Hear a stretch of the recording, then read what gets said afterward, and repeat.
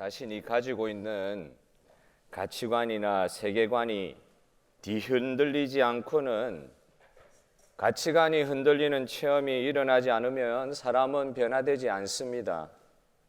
탕자가 가지고 있던 가치관은 아버지 재산을 자기가 사는 동안에 나누어 가지지 않으면 행복할 것 같지 않다는 그런 가치관을 가지고 있었습니다. 그런데 그의 가치관이 깨어지는 경험을 하게 되지요. 아버지는 그 자녀가 잘못된 길로 나아가는 것을 그냥 물끄러미 어떻게 할 수 없이 그냥 보고만 있고 놓아두는 것처럼 보이지만 하나님께서 탕자 스스로 깨닫고 자기의 사랑하는 아버지에게로 돌아오면서 그의 기존의 가치관이 깨어지고 변화되는 기회를 그에게 허락해 주셨던 것입니다. 기존에 자기가 가지고 있었던 가치관이 잘못되었었다는 것을 깨닫게 되는 것, 자신의 삶이 뒤흔들리는 체험을 통해서 그는 변화받게 되었던 것이죠. 하나님이 죄 많은 인간과 언약을 맺으시는 것이 얼마나 좋은 일인지, 그게 얼마나 큰 축복인지 사람은 잘 알지 못합니다. 딩숭맹숭 하나님이 정권적으로 움직이시는 것을 그냥 따라가면서 하나님이 약속하시는가 보다, 하나님께서 이렇게 하시네 하는 정도로 그냥 막상 하나님의 언약 관계 속에서 살아가려고 하는 상황을 알지 못한 채 끌려갔다가 하나님의 언약 관계 안으로 딱 들어오기 시작하니까 그때부터 좀이 쑤시기 시작하는 거예요. 편하게 살지를 못하는 거예요. 그들로 생각하면 편하게, 그게 원래 그게 큰 자유인데 자유를 자유로 알지 못하니까 하나님을 떠나서 살면 더 좋겠다는 생각은 죄인인 인간이 당연히 가지게 될 수 있었던 경험이죠. 왜 내가 하나님께 매여야 되느냐 생각을 하고 뛰쳐나가는 데까지 이르게 됩니다. 그런 역사가 인류의 역사 가운데 계속해서 일어나기 시작해서 얼마나 반복을 많이 하였는지요. 그러나 사람이 하나님 안에서 평안을 누리고 안식하는 삶을 제대로 살려면 변화가 필요한 것을 우리가 생각하게 됩니다. 탕자처럼 아버지 집이 이 세상에서 제일 좋다는 가치관의 변화가 일어나게 될 줄로 믿습니다. 이게 아버지 집이 제일 좋다. 교회만 나와도 예배드리는 이 예배당에 들어오기만 해도 마음에 평안함을 얻고 할렐루야.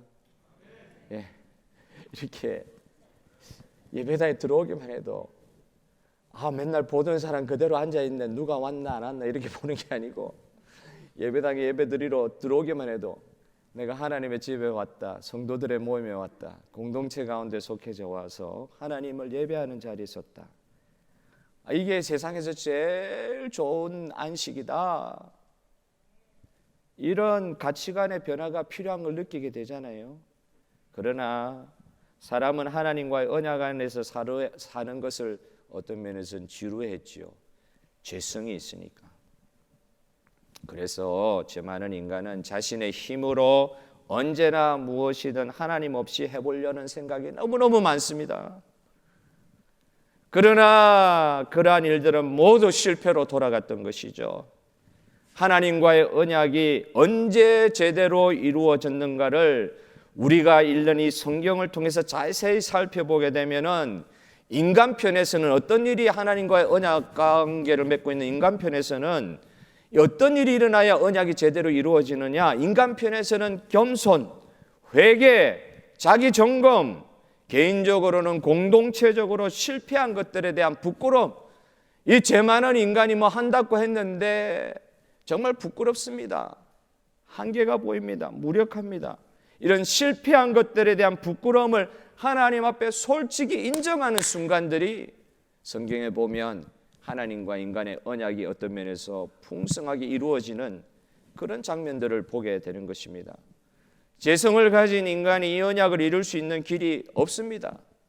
인간의 힘으로 항상 언약을 이루려고 할 때, 하나님과의 관계에 어떤 것들을 이루려고 할 때, 무엇인가 해보려고 할 때 실패할 수밖에 없습니다. 이 죄성에 근거한 가치관들, 자기의 이 가슴속 깊이 뿌리 내리고 있는 자기 본의의 자기 중심의 이 가치관이 변하는 일이 있어야 되는데 그냥 살면은 그냥 하나님의 은혜를 절대적으로 의존하지 않고 자기 힘으로 어떻게 해보려고 하면서 부딪히는 대로 살려고 하면은 이 가치관이 변하지 않는 상태에서는 그 어떤 하나님과의 언약의 관계에서의 성공 그런 것들을 누릴 수가 없다는 것이죠. 언약을 이룰 수 없는 자신의 무력함을 인정하고 하나님 앞에 솔직히 인정하고 절대적으로 하나님을 의존하고 신뢰하는 길을 택해야 하나님께서 우리 가운데 주신 언약의 풍성함을 맛볼 수 있을 것입니다. 하나님을 의존하고 그의 보내신 성령의 사람으로 성령 하나님을 절대 의존하는 자세로 변화되었을 때 우리는 이것을 그의 가치관이 변했다고 표현하는 것입니다. 자기 자신을 의존하는 삶에서 하나님을 의존하는 삶으로 변화되는 과정이 성화의 과정이요, 그 결과로 그의 삶의 가치관이 변했다고 이야기하게 되는 것이죠. 하나님은 죄악의 본성에서 나오는 자기의 힘으로 살려고 해서 항상 실패하는 인간의 모습을 보시면서 그냥 있으실 수가 없었던 것이죠. 그의 사랑하는 백성들, 약속하신 하나님의 백성들을 실패하는 대로 계속 놔둘 수가 없었던 것이죠. 그래서 성경에 말씀하신 대로 이 세상 마지막 때에 예수님을 보내셨다고 하신 것입니다. 예수님이 오셨어요. 저는 종종 이런 생각을 많이 합니다. 이런 생각할 정도로 여유가 많은가 보다 그렇게 하실지 모르겠는데 혼자 이렇게 생각할 때가 많아요. 전능하신 하나님께서는 왜 십자가의 길밖에는 없으셨을까? 당연하게 받아들이면 되는데 그게 퀘스천 마크예요. 왜 전능하신 하나님, 말씀으로 천지를 창조하신 하나님, 왜 그분에게 십자가의 길밖에 없으셨을까? 왜 천지를 창조하신 주인인 하나님은 그 길밖에 택하실 수밖에 없으셨을까? 왜 예수님이 그렇게 고통당하며 죽으셔야 했나? 왜 하나님은 힘이 있으시면서도 전능하시면서도 왜 약자와 같이 되셨는가? 그의 만드신 피조물 같이 되셨는가? 그것이 항상 의문이었어요. 다른 방법들도 많이 있으셨을 텐데 그러고 보니까 구약의 다윗의 시대에는 하나님을 대적하는 적들을 다윗에게 하나님께서 권능을 주시고 힘을 주시고 무너뜨리는 장면들이 있죠. 솔로몬 성전의 영광을 보면 하나님께서 그렇게 세상을 다스리시고 그 영광 가운데 사람들, 그 백성들을 구원받게 하셨으면 좋았을 텐데 왜 하나님은 그렇게 하지 않으셨을까? 그렇게 의문을 가지게 될 때가 있습니다. 그런데 참 알기는 사실은 어렵지만은 사람은 잘 되고 승리하면 모든 것이 행복할 것이라 이야기하지만 그런 게 아닌 것 같아요. 성경에 나오듯이 포도원 주인이 그 소작하는 사람들에게 소출에 대한 값을 정당하게 받아야 될 값이죠. 소출에 대해서 주인이 받아야 될 값을 받아야 되는데 이 포도원 주인의 포도원을 빌려간 소작농들이 농부들이 값을 갚지를 않는 거예요. 그래서 사람을 여러 번 보냅니다. 처음에는 지위가 낮은 종 보냈는지 모르겠어요. 그리고 또 조금 더 지위가 높은 말빨이 있는 사람을 또 보냈어요. 그리고 또 더 높은 사람 보냈어요. 그런데도 끝까지 말 안 들어요. 그 주인이 생각하기를 내 아들을 보내면 나 보내는 것 같은 뜻이니까, 내가 가는 거하고 같은 뜻이니까 내 아들 보내면은 들어주겠지 하고 아들을 보냈는데 그 농부들이 그 아들을 죽여버리잖아요. 이 아들 죽이면 이 농장은 우리 것이 된다. 이런 정말 말도 안 되는 생각을 하면서 그 아들을 죽여버리잖아요. 주인이 모든 방법을 다 써보아도 말을 듣지 않는 사람들에게 아들 보내면 잘해주겠지 했는데 막상 농부들은 아들을 죽여버리는 것입니다. 그와 마찬가지로 그 비유의 말씀 그대로 예수님은 죽으시러 이 땅에 오신 거예요. 세상에 사는 사람들을 변화시키려고 세상 깊숙이 파고 들어가시는 말 그대로 희생적인 침투라는 표현이 맞을지 모르겠어요. 침투. 아무것도 준비 안 돼 있는 이 사람들에게 이 딱딱한 이 세상에 얼마나 희생을 하시면서 깊숙이 들어가시는지, 희생을 하시면서 깊숙이 침투하셨다는 표현이 맞을 것 같아요. 예수님은 인간 세상으로 깊숙이 들어오셔가지고 우리와 똑같은 죄에 대한 유혹과 괴로움을 그대로 노출당하신 상태로 하나도 기득권을 활용하지 않으시고, 내가 쓸 권위 없느냐? 내가 이렇게 할 수 있는 능력이 없느냐? 너희들 나를 뭘로 보느냐? 사도 바울의 이야기처럼. 내가 그럼 고난 다 있다. 있어도 안 쓴다. 왜 안 쓰냐? 다목 몇 사람이라도 구원하기 위해서. 안 쓴다. 왜 그렇게 했느냐? 예수님이 그렇게 하셨기 때문에. 자기가 가지고 있는 기득권 하나도 안 쓰고 인간이 겪을 수 있는 모든 죄의 유혹과 괴로움 그대로 노출된 상태에서 우리의 삶으로 깊숙이 들어오셔서 죽으신 거예요. 인간의 죄 문제를 해결할 수 있는 유일한 방법은 하나님 아버지가 그 독생자 아들을 이 세상에 보내셔서 죄 문제를 직접 해결하실 수밖에 없었습니다. 그래서 우리가 얼마나 공고한 죄악의 가치관에서 헤어나올 수 없는 존재인지를 인정하고 알아야, 그래야 구원의 길이 열린다고 성경은 말씀하고 있어요. 예수님이 그렇게 하지 않으셨으면 구원의 길이 안 열리니까. 다른 방법, 다 기득권 있는 방법, 전능자로서 가질 수 있는 모든 권한을 다 내려놓으시고 우리 죄 많은 인생 깊숙이 죄 없는 그분이 들어오셔서 그 일을 행해 주시지 않으셨으면 구원받을 길이 없기 때문에 직접 해 주신 것입니다. 그래서 사람은 우리의 이 공고한 죄악의 가치관이 얼마나 무너뜨리기 힘든 건지, 사람이 변화를 한다고 그러는데 진짜 변화요? 여러분, 우리가 변한 것 같지만은 수련회 갔다 온 우리 아이들 모습을 딱 보면 저희 모습이에요. 예, 불 받았어요 그 저녁에. 그리고 아이들 며칠 가요. 그런 이 죄악의 공고한 습관들이 어떻게 없어져요? 훈련을 안 하는데, 지속적인 훈련이 없는데 딱 들어 앉아 있는 이 죄악의 공고한 습관들 안 없어집니다. 그 말은 잘 안 변한다 이 말입니다.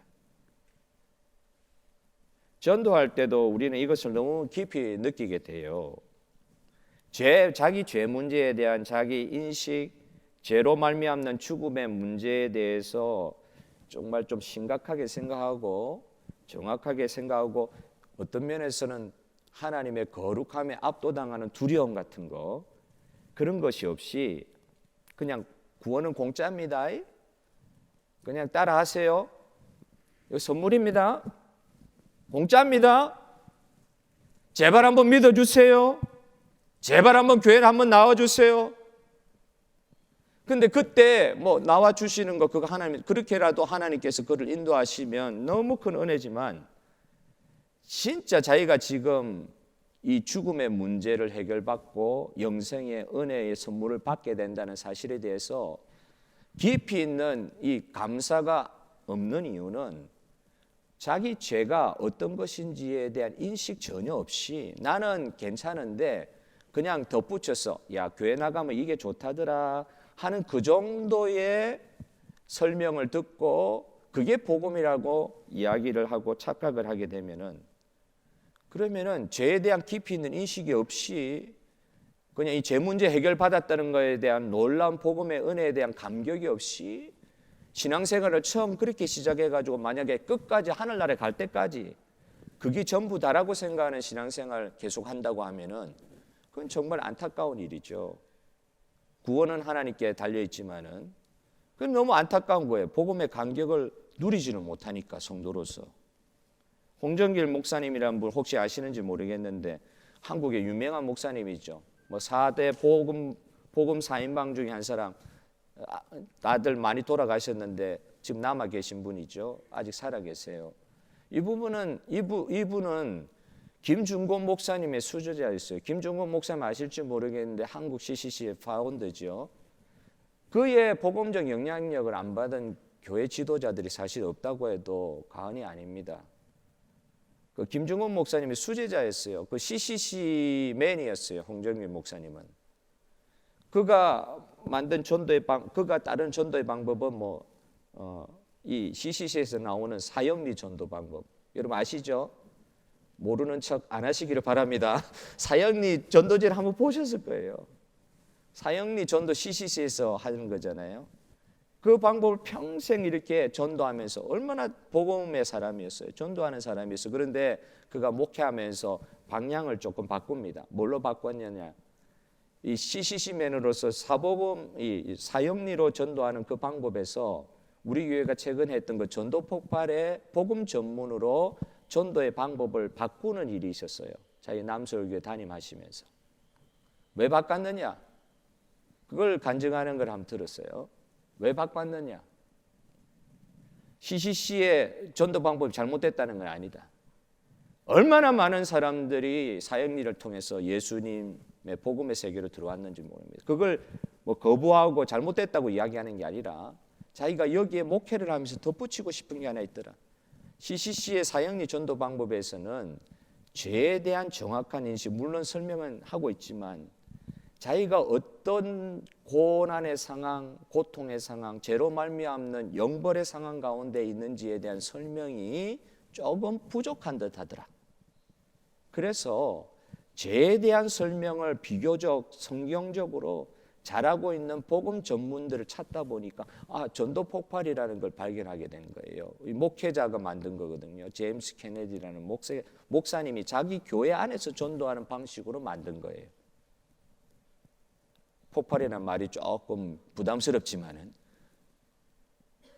그 전도 전문을 보면서 복음을 일목요연하게 설명하는 비교적 사형리는 한 5분 안에도 전할 수 있는데 이 전도 폭발 지금은 한 20분 정도는 그래도 해야 되거든요. 복음에 대해서 내가 믿는 바에 대해서 설명하고 있는, 그래서 거기에 나오는 죄에 대한 설명, 그것 때문에 자기가 CCC 맨임에도 불구하고 전도 폭발의 복음 방식을 가지고 교회에서 목회를 그렇게 하게 됐다고 이야기하는 걸 들었습니다. 여러분, 죄에 대한 인식, 그리고 죄로부터 해결받는, 구원받는 하나님이 택하신 인류 구원의 방법은 십자가이셨습니다. 인간의 죄 문제를 해결해 주신 십자가, 이 구원이 필요한 인간들에게 십자가의 길을 주님께서 가셨으며 그 십자가의 길을 가는 그 길이 그의 은혜로 구원받은 그의 제자들도 동일하게 가야 될 길이라고 오늘 우리에게 말씀하고 계시는 거예요. 사실 오늘 본문을 읽으면서, 오늘 본문은 사실 부부관계 세미나하고 할 때 좋은 본문이죠. 부부관계의 행복에 관해서 설명하는 본문이다, 이렇게만 볼 수 있겠느냐? 부부관계에 있어서 행복 강령, 행복 세미나 이런 식으로 붙여가지고 설명할 수 있는 본문이냐? 조금 부족한 듯하다. 사실은 좀 많이 부족한 듯하다. 결혼관계의 최종 목적은 행복이라고 말하고 싶은데 남편과 아내가 평생 부부의 관계를 맺고 살아가는 그 부부관계의 최종 목적은 행복이라고 말하고 싶은데 그렇게 못하겠다는 거예요. 오늘 본문의 내용이. 지금도 그렇지만 교회에 처음 나오게 되는 경우가, 여자인 경우가 초대교회 때도 많았던 것 같습니다. 우리 교회는 비교적 남자 성도님들, 이민교회의 특징이 또 부부가 같이 신앙생활하는 경우들이 많이 있으시기 때문에 그건 큰 축복이라고 생각해요. 근데 한국 교회도 보면은 한 7대3 정도 되는 것 같아요. 여자분들이 많이 교회에 먼저 나오세요. 성경 읽어보면 아굴라가 분명히 남자의 이름인데 다른 성경에 보면은 어떤 데는 아굴라가 이름이 먼저, 남편이, 그 당연하죠. 그 당시의 습관에 따르면, 그 당시의 문화에 따르면 남자 이름이 제일 먼저 나와야죠. 그런데 어떤 성경의 본문에 보면 아굴라가 남편이라서 먼저 나오는데 이 아굴라가 남편임에도 불구하고 브리스길라가 먼저 거론되는 본문들이 있거든요. 아마 브리스길라가 남편보다는 먼저 주님을 만나고 브리스길라의 영향력 때문에 남편 아굴라가 하나님의 사람이 된 것 같아요. 브리스길라의 과마를 통해서 아굴라가 변화된 것으로 보입니다. 오늘 베드로의 편지를 받는 수신자들이 속해 있는 교회 환경도 혼자 교회에 나오는 여인들이 많았던 것 같아요. 이 여인들이 교회에 나오게 된 이유는 참으로 많았을 것입니다. 노예가 초대교회 성도들 중에 많은 부분을 차지한다 그랬죠. 여자분들이 초대교회에 많았던 이유도 있었을 것입니다. 분명한 것은 이 여인들이 예수님을 믿는 믿음을 통해서 가치관이 변하게 되어서, 삶의 가치관이 변하게 되어서 초대교회에 참으로 어려운 분들이 교회에 많고 사회의 주류층이 아니고 어떤 면에 사회의 낮은 계급에 속해 있는 분들이 교인의 대부분을 차지하는 초대교회임에도 불구하고 복음의 가장 강력한 영향력을 보여주는 것이 초대교회였다. 얼마나 그 사람들이 복음 안에서 가치관들이 변화됐기 때문에 강력한 영향력들을 세상 가운데 펼칠 수가 있었다는 것이죠. 예수님을 믿게 되면서 여인들은, 그 당시에 여인들은 말을 뻥끗도 못할 수밖에 없는 상황에서 살아갔지만 그런 거 있었지 않겠어요? 자신이 피해자라는 생각에서 벗어나지 못했을 것입니다. 나는 왜 이 세상을 살아도 여자로 태어나가지고 왜 이렇게 고생하느냐, 이런 피해자라는 생각에서 벗어나지 못하던 사람이었을 것입니다. 로마 그 시대의 숙명론에서, 운명론에서 벗어나 죽지 못해서 사는 삶에서 날마다 복음으로 말미암아 새롭게 되는 은혜를 이 여자들이 입은 줄 믿습니다. 남편이 무서워가지고, 남자 중심의 세상에서 너무너무 남편이 무서워서, 지금은 뭐 조금 거꾸로 됐지만은 너무너무 남편이 무서워가지고, 진짜 남편이 무서워가지고, 로마 시대 진짜 그랬다 그래요. 남편이 여자를 죽일 수도 있었대요. 어떤 상황에서는 노예처럼 부릴 수 있는 거였대요.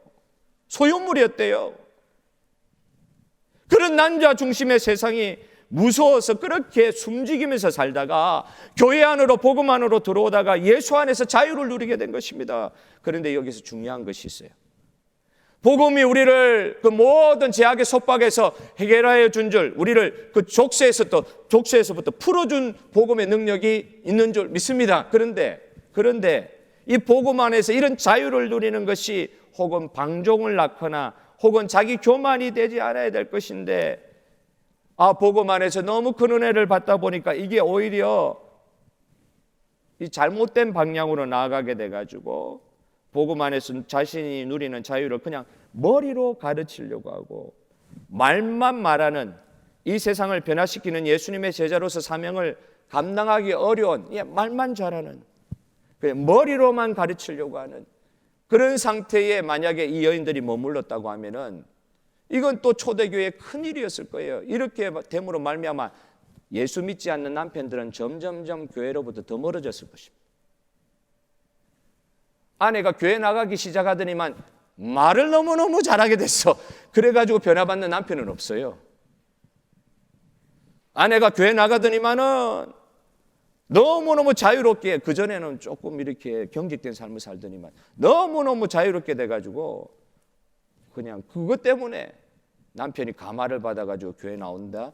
글쎄요. 머리로 너무 아는 게 많아졌다. 우리 아내가 교회 나가더니만 유식해졌다. 그것 때문에 교회 나오는 남편은 없어요. 베드로는 오늘 본문을 통해서 권면합니다. 본문 1절에 남편에게 순종하라. 복음을 받은 여인들이요, 교회 안으로 먼저 들어온 여인들이요, 여기서 남편은 믿지 않는 남편을 의미합니다. 남편에게 순종하라. 믿지 않아도, 예수님 몰라도, 복음에 아직 들어오지 않아도 믿지 않는 남편에게 순종하라. 이는 혹 말씀을 순종하지 않는 자라도 말로 말미암지 않고 그 아내의 행실로 구원을 받게 하려 함이라. 순종하는 선한 행실로 말미암아 남편들이 구원받게 되지, 너가 복음으로 알게 돼 있는 것, 너 머리에 있는 지식과 너 말을 잘하게 되는, 너 복음으로 받은 그 은혜에 대해서 설명하는 그 말로는 부족하다. 구원받은 부녀의 인생의 가치관이 어떻게 변해야 될 것인지에 대해서 베드로가 지금 말씀하고 있는 거예요. 남편과 함께 잘 살아 100년 해로하고 행복하게 살면은 이것보다 좋은 것이 없다. 예수 믿게 됐는데 남편하고 관계가 좋아졌어요. 남편하고 관계가 좋았는데 남편은 점점 예수 믿을 기회가 더 없어져 버려요. 나도 남편하고 점점 관계가 좋아지니까 오히려 예수 믿는 것이 남편하고 관계 좋아지는데 좋은 재료면은 예수 믿는 것이 나한테 의미가 있지만은 예수 믿는 것 때문에 남편하고 관계가 나빠지면 예수 믿을 수가 없죠. 만약에 이런 가치관을 가지고 있다고 하면은, 그러면 이런 말씀을 베드로가 할 리도 없어요. 남편의 사랑을 확인하면서 사는 것보다 행복한 것이 없다는 그 정도의 가치관을 가지고 있는 사람, 복음을 발견했으면서도 예수님보다 남편이 더 중요한 존재란 말이에요. 남편이 예수를 믿지 않아요. 그런데 말을 통해 가지고 남편을 구원하는 것까지는 좋은데, 말의 복음을 전하는 것까지는 좋은데, 선한 행실을 통해서 믿지 않는 남편이 예수 믿어 천국 가게 되는 그런 일이 내 삶 가운데 일어나는 게, 이게 제일 중요하다 하는 방향으로 인생의 가치관이 변했을 때, 내가 먼저 예수 믿는 이유는 뭐냐? 믿지 않는 내 남편 예수 그리스도의 사람 되게 하려고 나를 먼저 예수 믿게 해주셨다. 이게 인생의 제일 중요한 가치로 변화된 것에 당신이 가치관에 변화가 있느냐? 그렇게 오늘 본문은 물어보고 있는 거예요. 일부 다처제의 사회였잖아요. 문란한 사회였습니다. 여인들이 남편의 사랑을 쟁취하기 위해서, 여자들이 여러 명이 있는데 어떻게 해요? 한 남자의 사랑을 받기 위해서 얼마나 자신을 꾸미는데 전전긍긍하며 사는 그 로마 시대였습니까? 그런데 베드로를 통해 이렇게 또 말씀합니다. 너희의 하나님을 먼저 두려워하고, 그 하나님을 두려워하는 가운데 정결한 행실의 삶이 너희들 가운데서 나타나야 될 것이다. 남편이 그런다고 너도 그러냐? 그러면 안 된다. 겉으로 단장하는데 단장하지 말라는 말은 아니에요.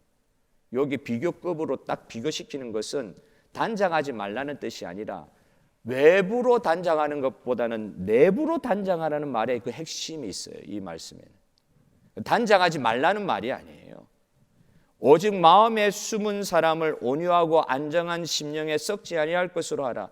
말씀에 순종함으로 남편을 감화시키는 삶을 너의 내부의 단장을 통해서 나타내기를 바란다.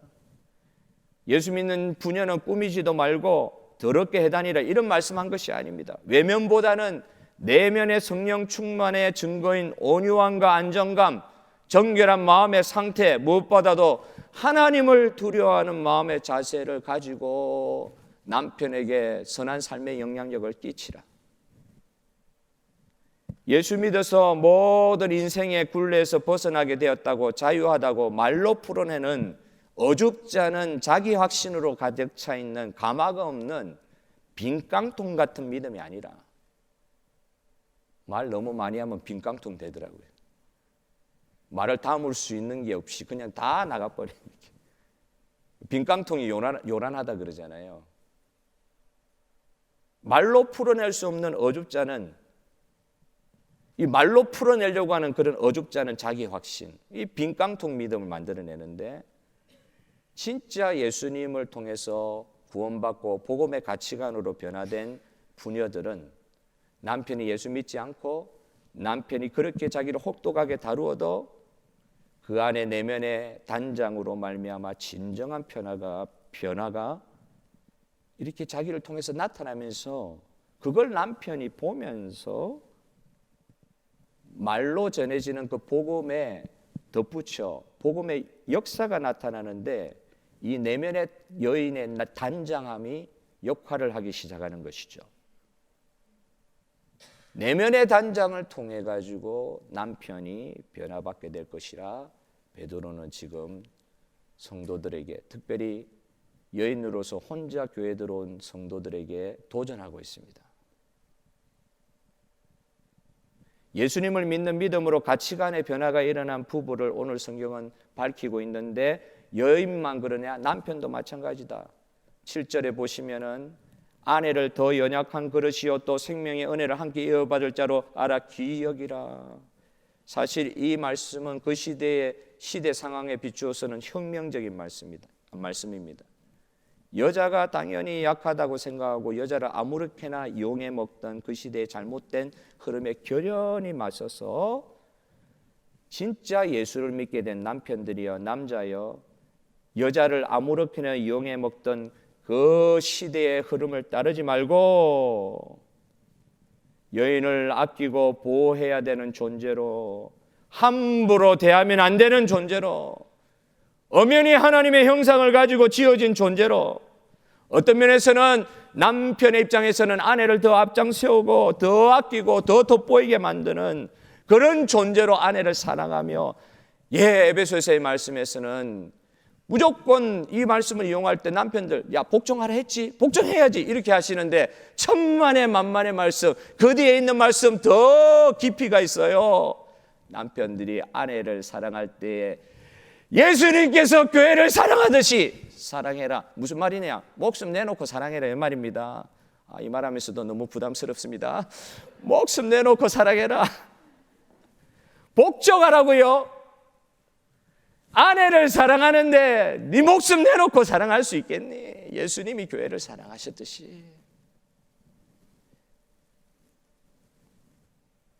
남자가 먼저라는 생각을 아예 깨뜨려 버리시는 거예요. 생명의 은혜를 함께 이어받을 자라는 표현에서 남자가 여자보다 앞선다 이런 생각을 아예 무너뜨려져 버립니다. 그게. 복음 안에서 하나이고 복음과 함께 누릴 동반자요 동력자라고 이렇게 말씀을 하면서 이 시대에는 있을 수 없는 혁명적인 복음의 가치관을 지금 가르쳐 주고 있는 것입니다.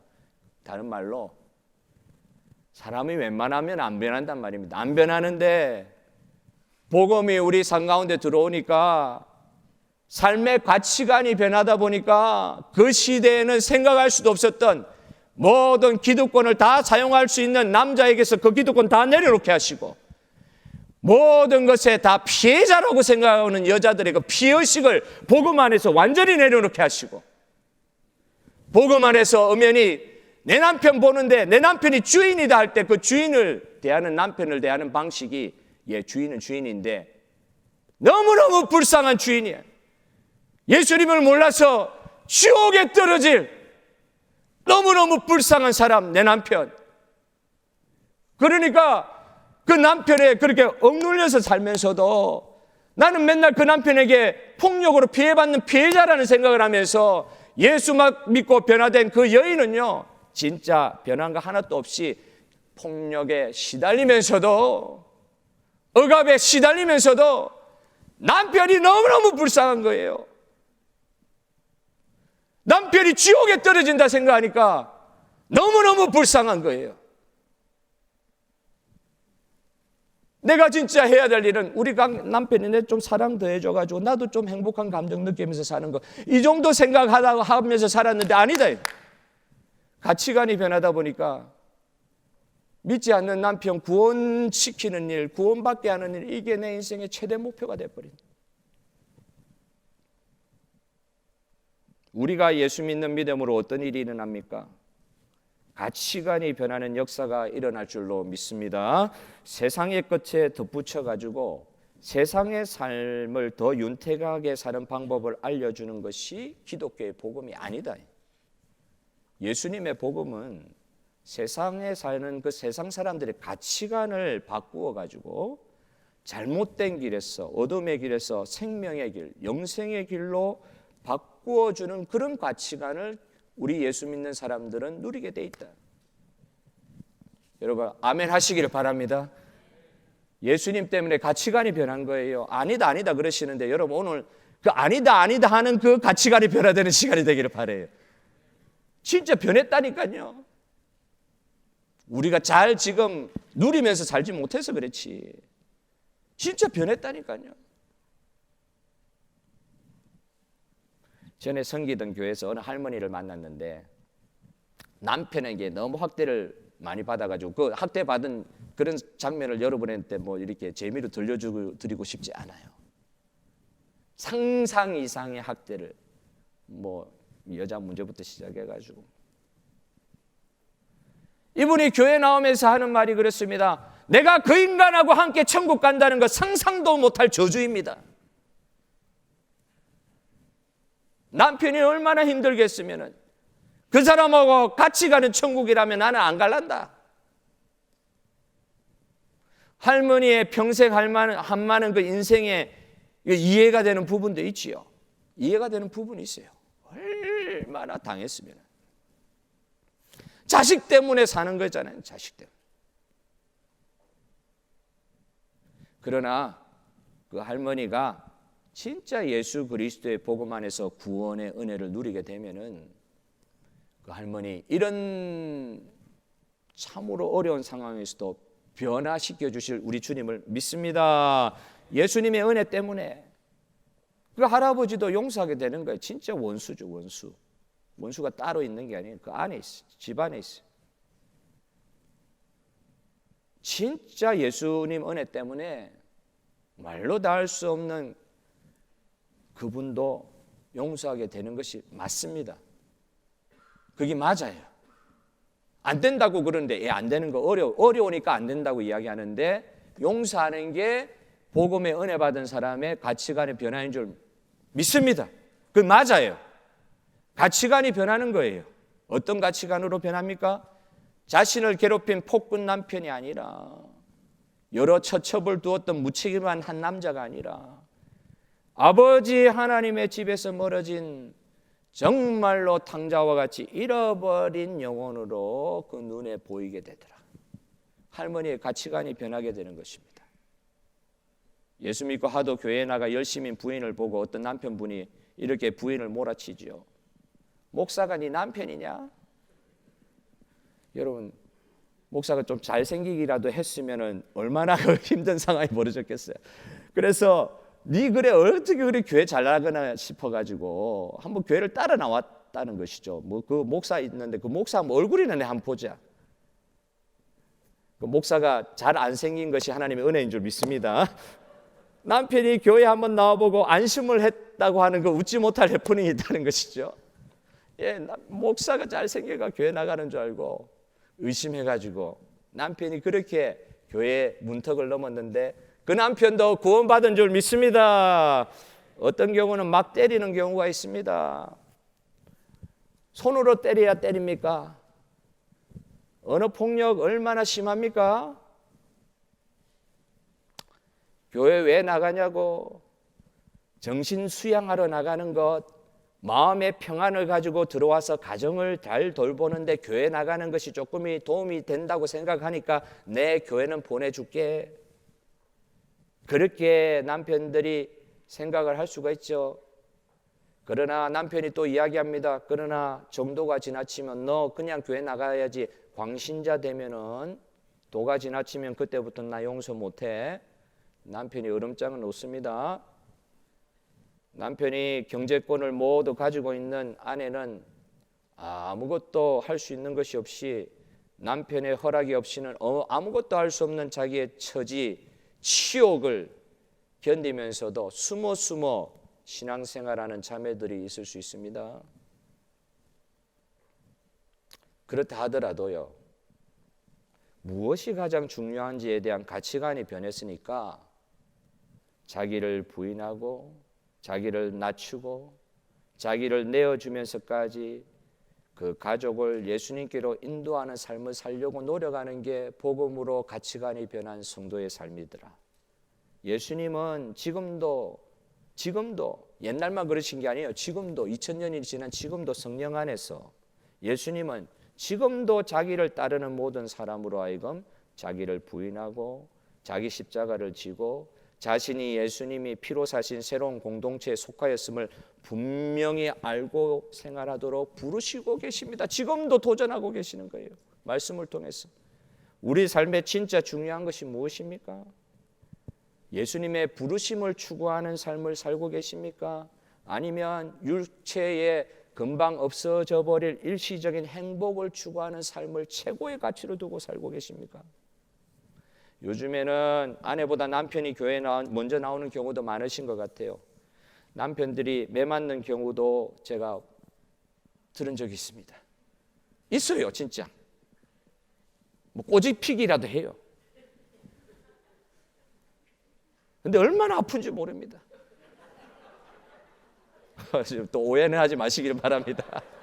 얼마나 아픈지 몰라요. 요새 매 맞고 다닌다 남자들이요. 그 뭐냐? 여성분들이 거세져서 그런 게 아니고 어떤 면에서 남자분들이 하나님 앞에서 제대로 서 있지 못한 경우에, 하나님 모르는 아내일 경우는 더 어려운 거예요. 남편이 아내를 이해시키는 것이 더 어려울 때가 많아요. 로마 시대에는 가장인 남편이 예수 믿으면 온 가족이 다 예수를 믿게 되어 있는 사회 구조였습니다. 지금은 안 그렇습니다. 오히려 남편이 먼저 예수님을 인격적으로 만날 경우에는 여자가 먼저 예수 믿는 경우보다 오히려 더 많은 헌신과 자기 포기와 자기 겸손과 자기 부인을 해야 되는 경우들도 더 많이 있는 것을 형제가 먼저 교회 나온 경우에서도 요즘 보게 되더라고요. 세상이 많이 변했습니다. 그러나 이런 경우도 마찬가지로 여러분 확실한 믿음으로 말미암는 가치관의 변화가 있지 않으면은 아내를, 가족을 하나님께로 인도하려는 구령의 열정을 기대하기가 어렵더라. 저 사람 구원받아야 되는데 저 사람 영벌 가운데로 들어가면 안 되고 영생으로 들어가야 되는데 그게 너무너무 아파가지고 자다가 일어나도 내 구원받지 못한 나의 인생으로서는 가장 가까운 그 사람에 대한 안타까움으로 구령의 열정이 가정에서부터 일어나는 그런 은혜가 우리 교회 가운데 충만하게 주님 부어주시기를 소원합니다. 구령의 열정이 가정에서부터 일어나게 하여 주시옵소서. 가장 가까운 사람들, 그러나 그건 어려운 줄 알아요. 사도 바울조차도 아나테마라 그랬어요. 아나테마. 내게 저주가 임할지어다. 무슨 말입니까? 내 가족 먼저 구원받지 않고 내 혼자 천국 가는 거, 그런 상황이 벌어질 때는 내게 저주가 임할지라도 나는 이 복음을 내 가족에게 전달하고 싶다. 이게 바울의 심정이었어요. 무슨 말입니까? 그만큼 가족 구원이 어렵다는 거예요. 가까우니까 더 어려운 거예요. 그러나 저와 여러분 복음으로 말미암아 변화받은 하나님의 백성들에게 가치관을 변화시켜 주신 아버지 하나님, 오늘도 잠깐 순간 잃어버리고 있었던 복음의 가족에 대한 복음의 구령의 열정이 우리 교회 가운데 살아나게 하여 주시옵소서. 가장 가까운 사람들이 구원받아야 되겠다. 안타까워서 미치겠다. 미친다는 표현을 써서 죄송합니다. 불이 나는, 열정이 난 불이잖아요. 불이 나는 어떤 한 사람을 이야기해 드리겠습니다. 아까 홍정길 목사님 말씀드렸는데, 홍정길 목사님 그 선배 선생님이 김중곤 목사님이라 말씀드렸죠. 김중곤 목사님이 사실 잘 모르셔서 그렇지 한국 복음주의의 사실 산실이라 해도 과언이 아니에요. 한국의 대학생들이라고 하면 1980년대 그 전부터 해서 2000년대까지 얼마나 많은 영향들을 끼쳤는지 몰라요. 그의 영향력은 탁월했습니다. 그의 인생도 참 놀라운 일들이 많더라고요. 첫 아내를 공산군한테 잃기도 하고, 그 전에 이 김중곤 목사님을 변화시킨 사람이 또 있더라. 홍정길 위에 김중곤 위에, 그럼 김중곤은 어느 날 그냥 유아독전 그냥 탁 나타나냐? 아니에요. 김중곤이라는 사람을 주님께로 인도한 사람이 있는데 그 사람이 문중경 전도사라고, 여자 전도사님, 전라도 어디에? 신안군에, 지금 신안군은 뭐 알려져 있지만 그 당시에는 사람들 알지도 못하는 신안군에 정도에 가서 목회했던 여자 전도사. 처음부터 정도에 살던 사람이 아닙니다. 정도에 가서 목회했던 여자 전도사 문중경이 그때 만났던 아이가 김중곤 아이였어요. 이 문중경이라는 이 여자 전도사님은 소방 맞은 여인이었어요. 쫓겨난 여인이었어요. 아기가 없었어. 그것 때문에 어떤 면에서는 예수님 만나게 됐어요. 그래서 교회에 들어와서 예수님 만나게 됐는데 이성봉이라는 목사님한테 영향력을 받아서 삶의 가치관이 완전 변하게 되는 일들이 일어났어요. 은혜를 받았어요. 불을 받았어요. 그가 제일 먼저 예수님 은혜에 감격하고 나서 제일 먼저 한 일이 뭐냐? 친정부터 찾아갔습니다. 친정에 찾아갔어요.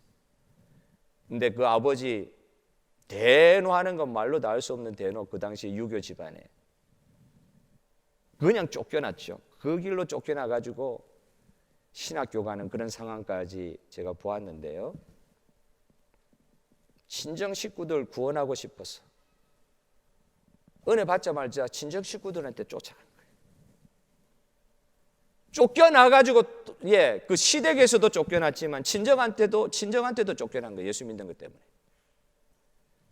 근데 그가 복음으로 변화되고 나서 할 수 있는 유일한 일은 친정에 가서 내 복음 전해야 되겠다. 그거밖에 없었다는 거예요. 거절당하자 그는 신학교에 들어가게 됩니다. 그의 삶을 헌신하게 됩니다. 그래서 아무도 안 들어가는 증도에 들어갑니다. 증도에 들어가서 오늘 복음 시대에 알려져 있는 많은 사람들을 후회를 키우는 데까지 이르게 됩니다. 그때 만난 아이가 김중원 목사님이 문정경 전도사님의 일화를 이렇게 소개합니다. 소화제를 먹으라고 주시고 때로는 아픈 부위를 만지시며 할머니가 손자의 배를 쓰다듬듯 문정경 전도사님이 그 아이 김중권의 배를 쓰다듬었다는 것이죠. 그때 그 문정경 전도사가 기도하는 모습이 제 마음에 확 박혔습니다. 확 박혔습니다. 이 자매는 돈도 없고 그 할머니가 이렇게 할머니 전도사님이 이렇게 기도했다는 것이죠. 이 자매는 자기 자신을 말하는 거예요. 이 자매는 돈도 없고 약도 없고 여기는 병원도 없습니다. 그러니 하나님께서 직접 고쳐 주십시오라고 하면서 아이의 배를 주물리고 이렇게 하는데 그게 자기한테 경험이 된 거예요. 신기하게 나았다는 거예요. 그때 문정경 전도사는 그런 방법을 많이 전도하면서 했다고 합니다. 신자 불신자 가리지 않고 그렇게 치유하는 사역에 쓰임받으면서 그 동리 많은 불신자들이 자기 친정은 그렇게 처음 거부했지만 그가 들어간 증도에서는 많은 불신자들이 그래서 지금도 한국에서 제일 선교율 복음화율이 높은 데가 그쪽이래요. 신안군. 네, 믿어도 되는지 모르겠는데 그렇다 그래요. 제일 많이 예수 믿는 동네가 됐대요.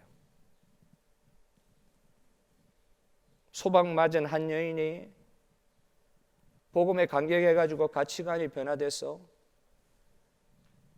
증도라는 무인도 들어가서 복음 전했는데 그 동리가 변화될 뿐만 아니라 그는 결국 어떻게 죽었느냐? 6.25 때 공산군들한테 붙잡혀가지고 순교했어요. 자기 옆에 있는 백전도사 이 여자의 생명을 살려주십시오 하고 자기가 대신 죽었다 그러더라고요. 죽창으로 찌를 때 순교했어요. 마지막은 순교예요. 그런데 그 동리 그 사람도 별로 안 사는 증도에서 그렇게 복음을 전했는데 그게 김중곤 목사, 정태기 목사 이런 사람 유명한 사람이거든요. 한국에. 그런 목사들이 그를 통해서 나왔어요. 한국의 기독교 역사를 바꾸는 데 쓰임받은 거예요. 안 믿으시는 눈치인데 진짜 그랬습니다. 진짜 그랬어요. 소방 맞은 한 여인을 우리 주 예수님께서 복음으로 변화시키시면서 그에게 하나의 복음의 구령의 열정을 주실 때 가까운 사람들부터 내 가족, 아내면 남편, 남편이면 아내, 부모면 자녀 구령의 열정에 불타올라서 그 어려운 가운데서도 그 기도의 제목 놓지 아니하고 주님께서 사용하여 주실 때 하나님 나라의 놀라운 확장이 일어난 줄 믿습니다. 우리 삶에도 이런 은혜의 복음의 확장이 우리 가정부터 일어나게 하여 주시옵소서. 여러분 답답한 가슴들이 있으시죠? 힘든 것들이 있으시죠? 수십 년을 예수 믿었는데도 참 답답한 거 있으시죠? 여러분 오늘 이 아침에 사도 베드로가 초대교회 성도들에게 그 어려움 당하는 부녀인 그 여자 성도들에게 위로할 것 같은데 위로가 아니에요.